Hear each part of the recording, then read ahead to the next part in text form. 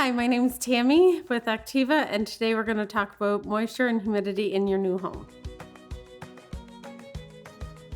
Moisture control is a very important topic with new homes. We build Energy Stars, so there is not a lot of natural air movement. This will require some work on your part. If moisture is not properly maintained and causes damage, this will not be covered under your warranty. Some examples are your hardwood will separate or cup, doors will not close properly, you will have condensation on your windows. The first few years in your home will be the highest humidity, especially during the summer months. This is a result of new materials used to build your home, such as paint, concrete, lumber, etc. For this reason, we highly recommend the use of a dehumidifier in your home. That being said, you might also consider a humidifier during the dry winter months. You are given a hygrometer at the time of your pre-delivery inspection. This tool is essential in monitoring your humidity levels.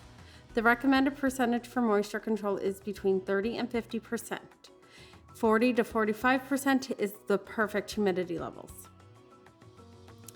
You will also want to use your HRV. We do not open windows anymore like we used to, so now homes are equipped with HRV, heat recovery ventilation.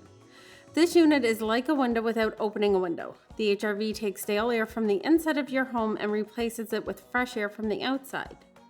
The HRV works with your furnace and brings the fresh air back in at the temperature of your home, so this can still be ran during the -40-degree weather.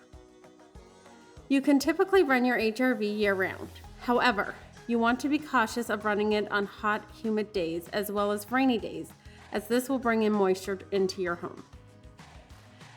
The HRV is 100% homeowner ran, and there are 3 settings. Intermittent runs for 20 minutes, off for 40 minutes. This is the recommended setting. Minimum will run constantly at a minimum speed. Maximum will run constantly at a maximum speed. Use this speed with caution, as it can cause damage to the interior of your home if left on for too long of a period.